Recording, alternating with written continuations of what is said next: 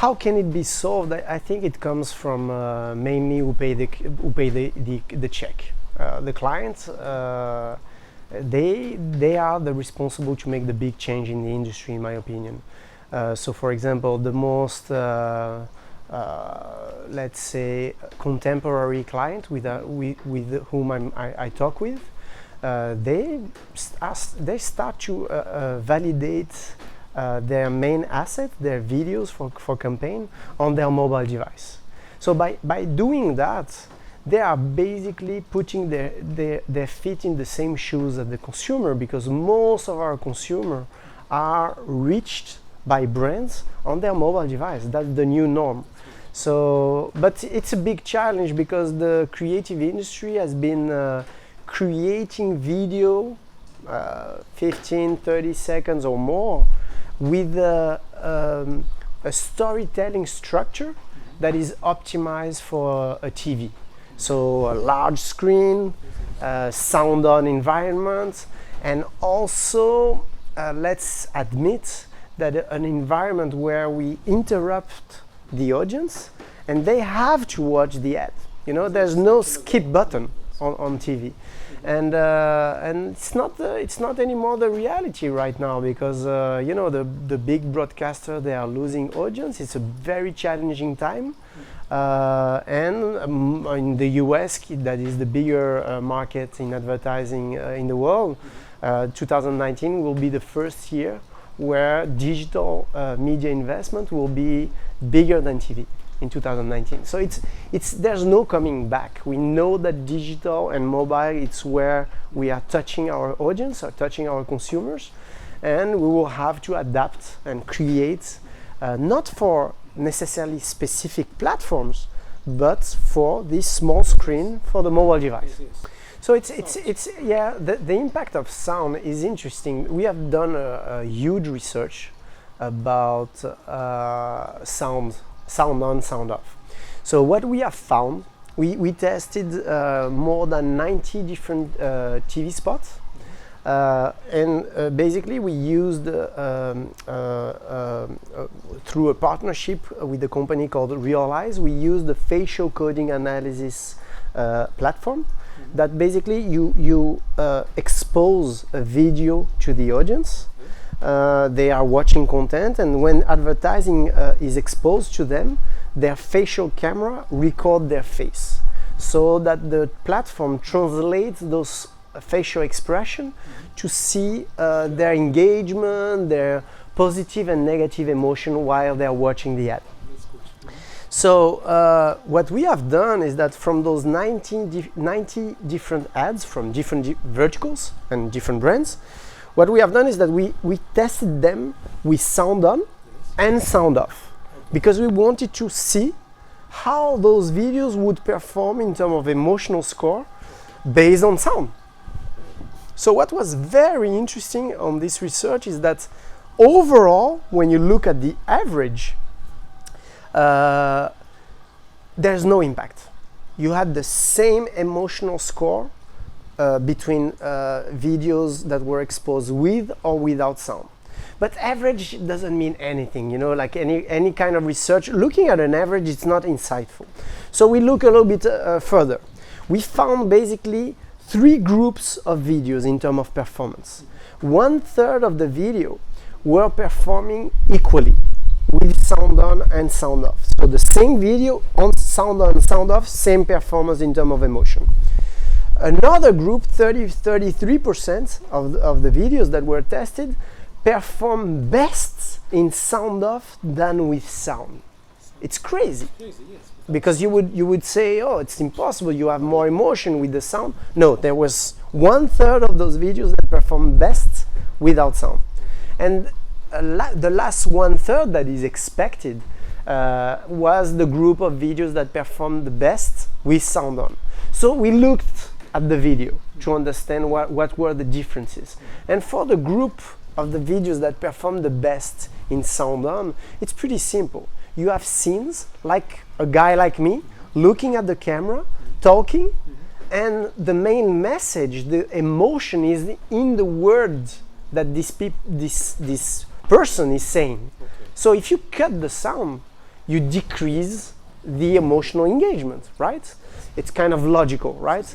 But I think that adapting to mobile and to this new norm that is sound off is also something that makes us realize that the way we conceive advertising needs to rely less on people watching the camera and talking, and more with interesting and appealing scenes. And when you want to communicate something that would be with words, using big captions. So it's not subtitles. Subtitle is very disruptive.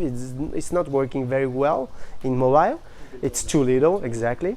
So captions is the idea of, you know, capturing the main ideas of the video and inserting in the body of the video, but in a big way, in an impactful way, so that the audience is not disrupted, is not choosing between the visual and the subtitle, is just looking at the video and understanding what's the meaning of the story. It's a complex question.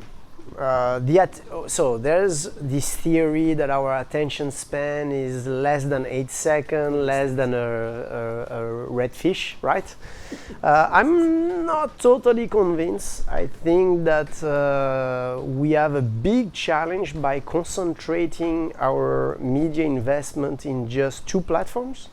That, let's keep in mind that those 2 platforms, YouTube and Facebook, they were born without advertising. It was only organic content, and it was content about people exchanging content with each other. And now it became a huge industry to serve advertising formats. And those advertising formats are disruptive, by the way, because it's basically found on pre-roll and mid-roll advertising. So not exactly the best experience in terms of the user, right?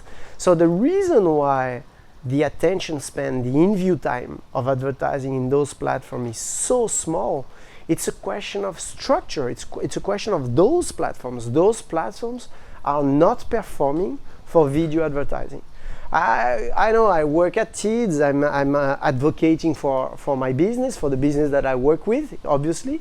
But I can tell you for a fact that our average in-view time measured by AES or MOAT is over 10 seconds. So we have globally an 11.7 seconds average in-view time for video. So when you compare to other platforms, it's not a mandatory format. It's all of our formats are opt-in. It means that when you're reading an article, we are not asking the audience to watch the ad to be able to access the rest of the article. They can just scroll. So it's an opt-in experience. So I would say that the first thing about in-view time for advertising, it's a question of a platform. It's a question of channel, and it's a question also of challenging those platforms and telling them, hey, I want to have more third-party verification. I want to audit the performance of my content. I want to if I have a partnership, a yearly partnership with those platforms, and I see that the formats are not performing like they were supposed to, that I can renegotiate this. They have to do more. No? They have to do more for the advertisers. This platform. They can do more. I think they can try, but they're in a very difficult situation because it's difficult to modify something that was created as it is. Like Facebook was to connect people with each other. It wasn't supposed to be a place where you are in touch with advertising, with videos. It wasn't supposed to be that. And for YouTube, the big challenge that they have right now is that it's a UGC platform like Facebook. It's user-generated content, and because it's a huge amount of videos that each second is uploaded, there's no software today that can audit those contents and make sure that this content is not dangerous for the brand. Safety is another problem of the industry. Yeah. So it's not solved. No, at this moment the problem is still going. It's still going, and we are talking about one of the most, if not the most powerful company in the world in terms of technology. Yes. And Google it's right now we don't have either hardware in terms of processing, either software that is able to audit this amount of content. So your message, we have to be more patient, no? We have to No, I would say I would. Not too critical though. No, I would say I would do the opposite. Mark Pritchard for P&G has been very vocal. He's very critical. He's doing the right thing because he just don't want to have P&G media investments sourcing bad, dangerous content, pedophilia, terrorism, expose the audience in an advertising platform that is electing or influencing democracy all over the world, because that is what it is right now. Fake news. Exactly. So yeah, so for me the first question is, marketers need to understand that even if it look like who is calling the shots are those big platforms, it's not. Advertisers have the investments, and the way they put their money in media will dictate the future, basically. Okay. So as an overall message, I think that we need to explore more. Digital is all about data, but this has created somehow a belief that everything that we will do can be measured and can be benchmarked. But the real adventurer in this industry, they are creating new way of doing advertising that is not a benchmark, because it's exactly something new. So I would say, like, as an overall message, we need to be explorer, and we need to be able to test, and we need to work together, brand, agencies, platforms, on projects that have no benchmark. We will learn from them, and we will do mistakes, but we will learn from those mistakes, and we will be more prepared for the future. So that's the overall message that I think is behind all the trends that I shared. So I shared today 5 different trends. So iteration is very connected with this idea. Iteration means testing and learning. It's exactly the same idea as optimization. So you plan your campaign, you created it, you optimize it for mobile, you put it live, you receive data, you see what is performing the best, and you optimize it. And by doing that, it means that you are operating in a way that is not in the 100% control environment. You are open to take a look at how the audience is receiving your campaign, and you are open to adapt it based on this interaction. So it's a different mindset. 15 years ago or 20 years ago, when I started working with advertising, I thought that the creative and media agency, we were in the business of selling something that is 100% reliable. We are not anymore, because the consumer is in control. He has a voice. He can answer to us. Or even if he won't do any comment, any tweets, his behavior toward the video or the piece of content is showing us his answer. So we need to be able to have this resilience to adapt based on this feedback. So that's iteration. The second one is atomization. Atomization is basically embracing the heart of an idea, of a campaign, and respecting the heart of the campaign. You understand that this atom is surrounded by several different electrodes that are the different touch points. So if you do stories on Instagram, if you do an in-read video at Teads, if you do a viewable display, if you do several different formats, they are just serving the purpose of this heart, of the main idea, of the core of the campaign. And atomization means that you allow those partners to remix it, to touch this heart of the campaign and repurpose it, edit it, craft it. So it's a different posture. It's not something that you're not in total control of it.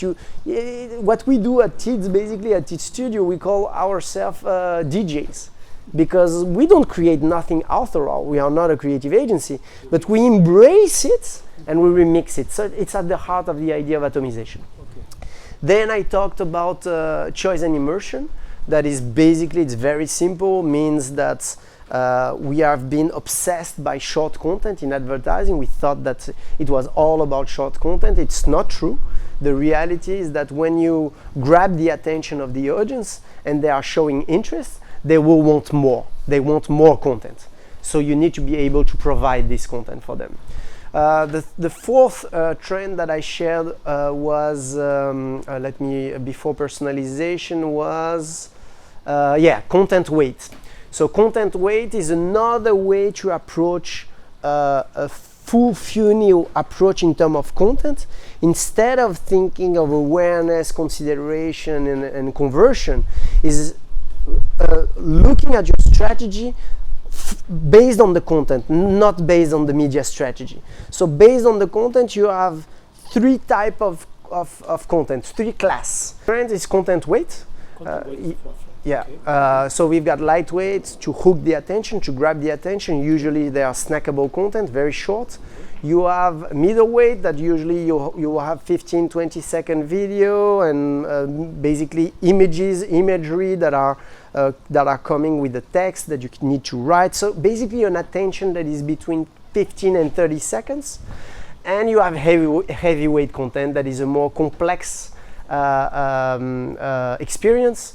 It's more immersive. It can be a live content. It can be an augmented reality experience, a microsite that you will browse into that is very useful for maybe 5% of your audience that really want to get more information from you. But as you plan your campaign, you need to plan for all those different interactions with content.